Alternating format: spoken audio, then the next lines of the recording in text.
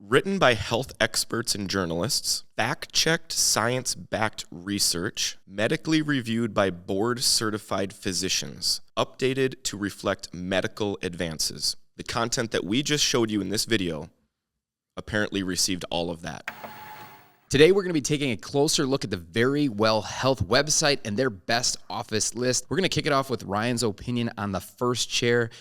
And this is a lot. I've never seen anything on this list. The best overall, they call the Tempur-Pedic lumbar support office chair. This is actually one we have here. This is a brutal pick to me for a first pick for back pain on a specific list catered towards back. It has to only be picked because it has Tempur-Pedic in the name, would be in my opinion. The chair is not great for back support. It's probably the biggest downside to the chair. You would buy this chair because you like the seat and you like Tempur-Pedic foam, but the backrest is, I don't know, D tier at best.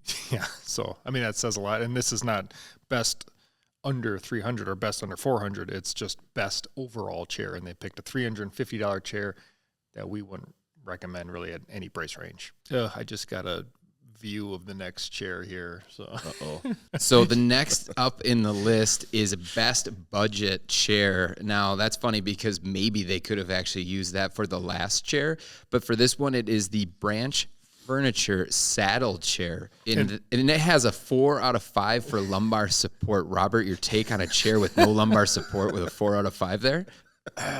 I guess what do they classify as lumbar here? I mean, it's a saddle chair. You're not getting any lumbar support. It's essentially a stool.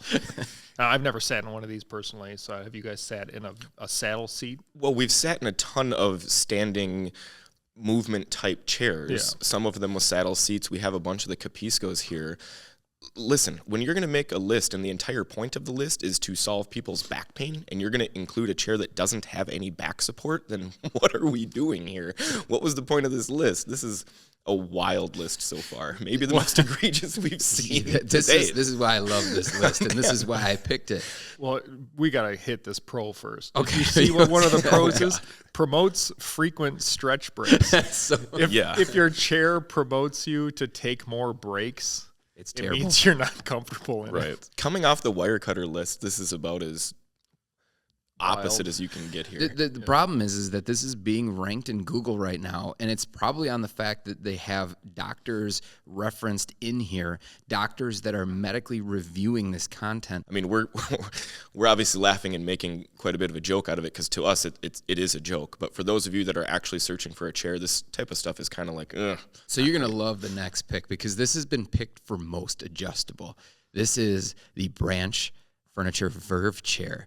It has one-dimensional arms, so how can it be the most The chair is built for a smaller frame, but the arms are way too wide. So in that case, just a basic function on an ergonomic chair would be 4-way arms. Again, we know why people pick Branch chairs in their lists. We've talked about it before, and we've got a couple Branch chairs already in the top 3 on this list. I wonder why. Yeah. Here's a real-life example. We have someone in the office, a female who's shorter, and she used this chair, developed shoulder and neck pain because the arms are too wide on it. So the person it's meant to fit, it doesn't fit, and the arms aren't adjustable enough to fit her, meaning that it should never be ranked for anything adjustment-wise.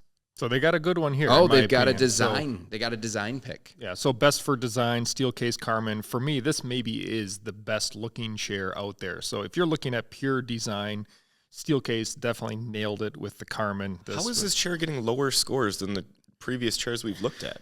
So the lumbar and adjustability is worse on this chair than the one. I know, it has 4-way arms. How are they ranking this? So a $1,000 chair from Steelcase has the same durability as a $300 chair from an import brand? Yeah, I mean, that's why they call us the sheriffs of office seating, because there needs to be someone out there that's actually sheriffing this stuff. I mean, this is ridiculous that your 4th pick in your list that's reviewed by medical doctors, fact checkers. So next up, again, best with a headrest. We've got the Autonomous Ergo Chair Pro. I mean, Robert, let's hear a little bit about that adjustable headrest because I know it's one of your favorites. Is it? Exactly. Two things on this. And Ryan, I have to hear what you think about this. A Pro, designed for whole body support. A Con, not the best chair for posture maintenance. How can your Con The whole list is about posture and back support. How can your con be that? Last take on this, again, they said that it's recommended by another doctor. I don't know who this doctor is, but their biggest takeaway is that this chair is made for support, but they said not the best for posture maintenance. So again, it's ridiculous. The next one up has to be, thank goodness. Oh, thank God. But it's an absurd pick because it's best with tilt tension. What? Is the Hayworth Fern No one office is chair. looking for the best chairs with tilt tension. I can tell you that. What about the tilt tension, though? What about the tilt tension makes it the The fact best? that it has it. Well, the others or- do as well. This is actually listen, the Fern is one of my only 3 chairs I've ever ranked as S tier, ever. It's a phenomenal chair. I love everything about it. If you were going to ask me to nitpick something on the chair, it would be the tilt tension. Because for a $1,500 chair, the tilt tension isn't nearly as responsive as a brand like Steelcase or Herman Miller. So again, this is a wild pick it's a great pick, but not for what you picked it for. You could have picked it for anything else, but then you pick it for something that it doesn't excel at compared to its peers because you don't know any better. This list is the worst list we've seen by far. Well, we see this a lot too, where they will put some of the good chairs in the list, but totally for the wrong stuff. Like, so their ratings gave this a 5 out of 5 for everything. So shouldn't this be your best overall pick? I mean, I missed that point, which is clearly ridiculous because I was more focused on the fact that they said key specs, it doesn't come with a headrest. Okay. You can definitely get it with a headrest. We wouldn't folks. recommend it necessarily, but it does come. But it has a headrest. Right. Did AI write this post? Maybe. It's a good question. Is this a Chat GPT post? None of these chairs, I mean, I think we quit at this point. There's nothing more in here. So I hope you guys appreciate what we're doing as sheriffs out there for you guys.